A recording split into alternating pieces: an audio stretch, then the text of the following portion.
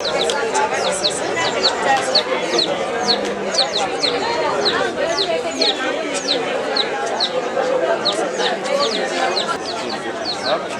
they are ready, you can say press, you can select something. That's why you think when the press is here.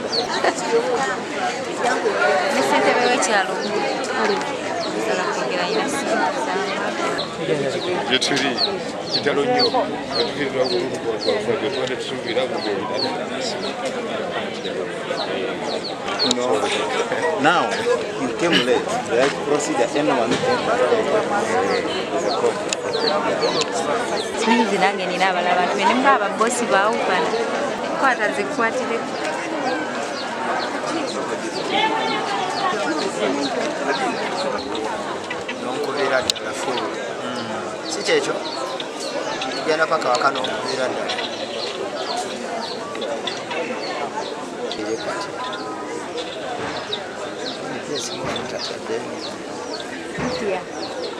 Isaac Ajali.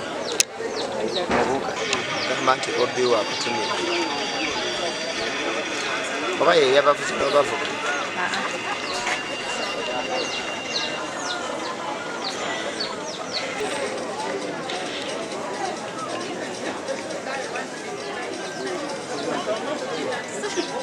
Ichogena na mukongo. Bana banonyache. Biba oba bana. Apo.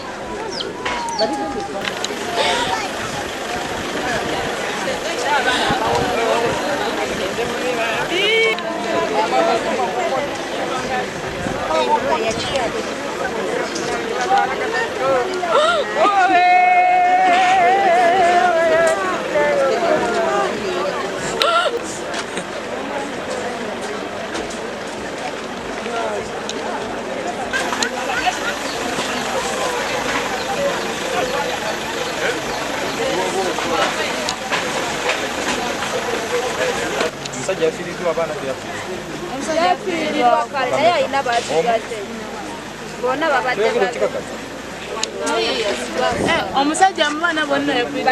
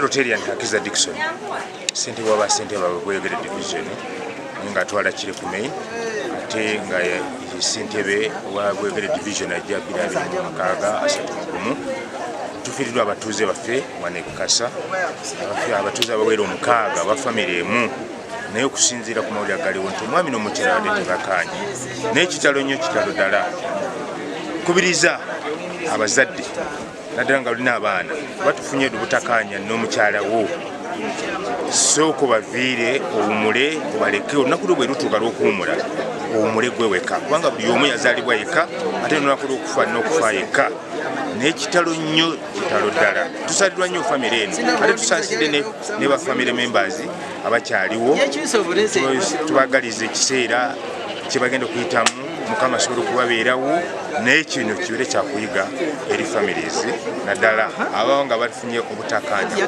kubanga okufa kwa famire eno kuvudde obutakanya bamwami n'omukyala kitwaliddemu abaana bonna famire y'abantu mukaaga neggwaawo kitalo nnyo kitalo ddala erinnya kansala Mutaasa Yusufu kansala yeesimbyewo okutwala bukasa eno ku disitulikiti e Wakiso ekyabaddewo sooka okivumirira nga kansala wa Kirinnya main ate nga era nze neesimbyewo okutwala disitulikiti yaffe eya Wakiso sooka okuvumirira obutabanguko obuli mu maka omwami n'omukyala wabaddewo obutakkaanya mu maka ng'omwami ye agamba ayagala omukyala batunde naye ng'omukyala agamba ninawo abaana sisobola kukola ki kutunda omwami n'atabanguka n'agamba kakati kantule piki yange nina amabanja mangi naye sisobodde kukola ki kuyange era omwami n'atunda piki n'asasula bonna abadde bamubanja n'abagamba bujja kujja enkya mukole ki munziike naye nsooka okuvumirira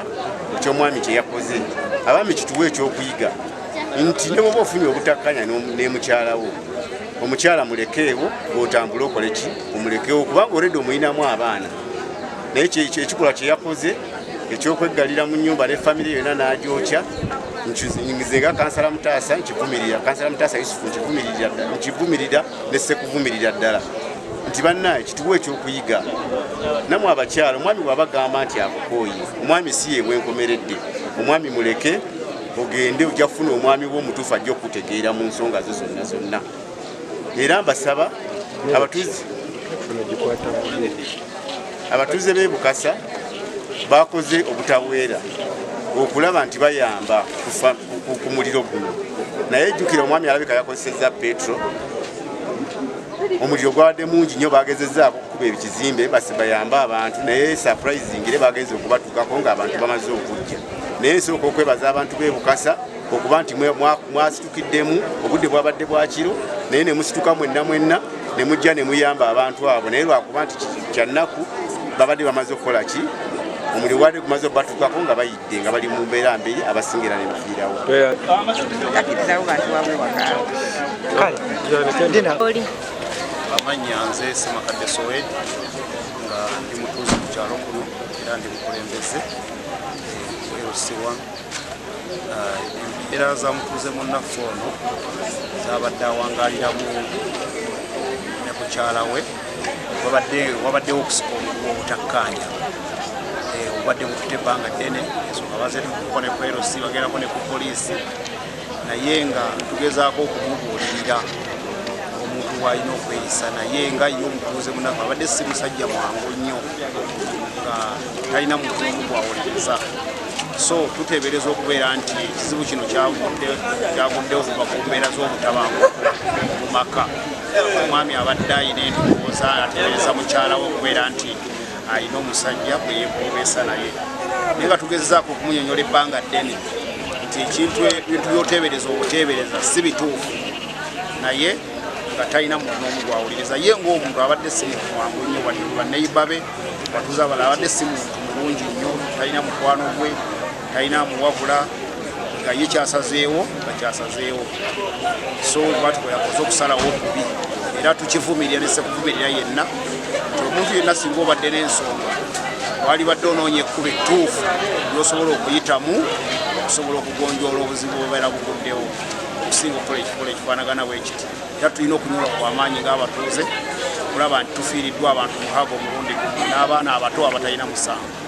Nkubiriza abaami bannange singa ofuna obutakkanya n'omukyala ensonga zitwale bazadde abazaala omukyala oba okuzaala basobole okubakola n'obutayingizaamu baana mu nsonga zammwe ng'abakulu kuba kati munnaffe kye yakoze kibi nnyo naye poliisi ekyagenda mu maaso n'okunoonyereza eneeba etubuulira ekisingawo naye ng'okusinziira ku information tulinawo ng'abatuze ne kuba tumanyi tuteebereza okuba nti omwami yeyakoze kino. Tuli ku kyalo ekimanyiddwa nga Bukasa ekisangibwa mu divisioni ya Bweyogerere mu munisipaali eyakira. Olwaleero ffenna naye okusingira ddala abantu b'ekitundu kino bakeeredde mu nnyiike. Kigambibwa nti wakati w'essaawa 8 n'essaawa 9 amaka gano agali emabega wano gafunye obuzibu era n'ekikangabwa eky'amaanyi ennyo. Abantu 6 bonna abagabeeramu bafudde. Bagamba nti waliwo ekintu ekibwatuse mu ssaawa ezo z'engambye wakati w'essaawa 8 n'9 era abasobodde okudduukirira basanze omuliro gukutte ennyumba ne baguzikiza naye ng'ekibwatuse kibadde ky'amaanyi nnyo okusinziira ku babadde bawulirira ab'emirirwano era kitikkudde akasolya k'ennyumba ne kabeera nga kagwa wabbali. Abantu bonna ababaddemu kigambibwa nti bafudde. Emirambo gye tulabyeko wano gibadde emirambo 6 nga sinzaga nti tulabyeko n'amaaso gaffe naye poliisi etidde abantu okulaba ku mbeera y'emirambo egyo gye gibaddemu era n'ezingiza obuzibu buno we bubadde n'ekola emirimu gyayo egy'okunoonyereza nga nakati kukyagenda mu maaso. Abantu bano beegambye nti babadde mu mbeera mbi kubanga nange tebanzikiriza kubalabako nti babadde mu mbeera mbi nnyo era basabikiddwa mu buveera. Bwe twogerera kati pick-up yakatambula okuva wano okugenda kutwala abantu abo okubakolako postmortem ate n'okubatwala boolyawo mu ggwani. Bannange ebigambo bye tuwuliddeko wano ebitonotono bye tutasobola nnyo kussaako sira nti bye bibaddewo naye oba bye byatuusizaawo embeera enjege eno gye tutuuseko mu kitundu kino. Kigambibwa nti wabaddewo okuneneŋŋana n'obutategeeragana bw'amaanyi nnyo wakati w'omwami omugenzi kati n'omukyala era nga bimaze ebbanga nti babitwalako ku LC ne ku poliisi n'abantu abalala bagezaako kubituulamuko ng'abakulembeze. Era kigambibwa nti omwami kati omugenzi abadde yeewera nnyo nti nja kufa n'omuntu okutuuka ku kino ekyabaddewo olunaku olwaleero nga lukya. Era kigambibwa nti oluggi lusangiddwako ekkufulu 4 oba oliawo ekitegeeza nti yasibiddewo ddala nti ne bwaba yasibyewo yenna yasibiddewo ddala munda nti ne bwa omuntu tajja kusobola kudduka oba kusaba buyambi. N'olwekyo obuzibu obubadde wano bwonna bulabika nga oba oliawo nga bwe tulinda okunoonyereza kwa poliisi nga bwekuusa ku mbeera ebeerawo mu maka naddala ennaku zino ya domestic violence oba obutategeeragana obusingidde ddala era okuvaako emberebezi mu maka olumu ezireese okuttibwa olumu ezireese okutemagana n'okulwanagana. N'olwekyo tujja kulinda ebinaava mu ripooti za poliisi naye nga eyo yennaku ebuutikidde ekyalo kino ekyebukasa ekisangibwa mu divisioni ya Bweyogerere mu munisipaali eyakira. Abantu 6 nga bannyumba emu, abaana 2 babadde basoma ku Kirinnya CU era ne Reverend Teacher abaddewo wano n'abaana abalala ndoza nabo babadde basoma naye bo sitegedde bulungi waabo babadde basoma. Eyo yennaku ebuutikidde ekyalo kino ekya Bukasa. Tusaasidde nnyo abantu b'ekitundu kino n'ab'emirirwano bannange kitalo nnyo kitalo ddala ebisingawo tunaagenda kkaanya bwo bungi bannaye mu kiseera kino tukkirize nti obutakkaanya bungi. Obutakkaanya buno buva ku bintu eby'enjawulo naye ng'okusingira ddala buva ku bwavu buli mu mayumba g'abantu. Omusajja otuuka nga ne school fees tozirina, abaana baddayo ku ssomero, omukazi naye akutunuulira nga gwe ataliimu na musajja waamu, n'emmere tewali, tetukyasobola kuprovidingira waka waffe. ekyo kyekimu ku bintu ebivaako obuzibu nga buno. Ebirala biva ku busungu obuyitiridde, nolwekyo tubakubiriza bannange bw'obanga olabanga omuntu gw'oli naye akugamba ebigambo ebyekuusa ku kufa oba ku kubeera nti akukooye kukoowa kuli okwenkomere nfe embi ey'okusirika. Ebirambo 6 nga kuno kwe kwabadde ogwannannyini maka Mwami Kabira Fred ne mukyala we Gonja Winfred abafiiridde mu muliro guno. Tetunamanya kyaviiriddeko omuliro guno okukwata naye okutegeeza okuba nti Kabira Fred ayinza okuba nga yavuddeko katono kuba ab'emikwano ne bakola nabo bazze baatubuulidde embwa zizaabagamba wabadde muvuzi wa bodaboda abadde alindira okufuna akasente ke akasembayo ku ppiki eyo gye yatunda era abadde abategeeza nti bayinza obutaddamu kumulaba n'abasaba okubeerawo maziika ge embeera bwetyo bweri naye ng'okunoonyereza kutagenda naye nga abawuliddeko n'ebyo bagamba bawulidde ekigo ekyabwatuse nnyo